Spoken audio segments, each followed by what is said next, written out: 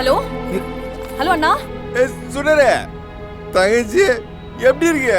நீ ஆசைப்பட்ட மாதிரியே நீ ஆசைப்பட்டவன கல்யாணம் பண்ணிட்ட. 4 வருஷம் லவ் பண்ணு நாசமா போச்சு. நான் ஏன்னா இப்படிலாம் பேசுற? நீ குடிச்சிருக்கியா? நீ இவ்வளவு நாள் உங்களுக்காக தான் வாழ்ந்தேன். இப்பதான் நீ 2 பேரும் ஒண்ணாயிட்டீங்களே.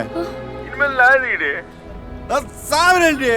நான் போறேன். நான் அப்படி சொல்லாதண்ணா ப்ளீஸ். நான் எனக்கு பயமா இருக்குண்ணா. உனக்கு நாங்க இருக்கோம்ண்ணா. மது பண்ண போயிட்டு போறா. உனக்கு ஒண்ணு தெரியுமா? அன்னைக்கு நம்ம வீட்டுக்கு என்ன பொண்ணு பார்க்க ஒரு அப்பாவும் பையனும் வந்தாங்கல்ல.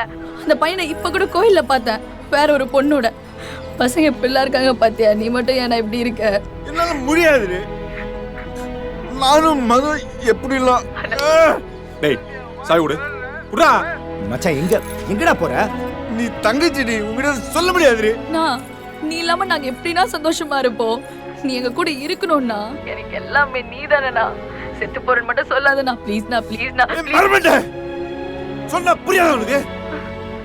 உரு என்ன விட்டுரு. நான் சாவரேன்டி. நான் செத்துறேன். செத்து போ. செத்து போ. ஒன் சைடா ஒரு பொண்ணு லவ் பண்ணிட்டு அது தைரியமா அந்த பொண்ணு கிட்ட சொல்ல முடியாம தொட நடிங்க இத்தனை நாள். நீயும் செத்து எங்களையும் சாகச்சி.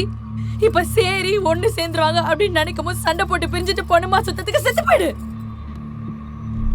சாவணும்னு முடிவு பண்ணிட்டேன். ஏன்னா கால் பண்ண?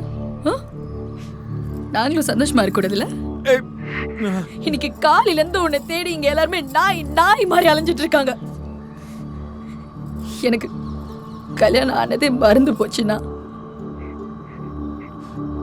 ஏன்னா இப்படி உன் காதல் தோத்து போச்சுன்ற வருத்தத்துல எங்க சந்தோஷத்தை பார்த்து வயித்தறிச்சல் பண்ற நீ. நான் சொல்றேன். இப்ப நானே சொல்றேன், செத்து போயிடு. செத்து போயிடு. செத்து போ. செத்து போ. செத்து போ. என்ன சுடர் நீ?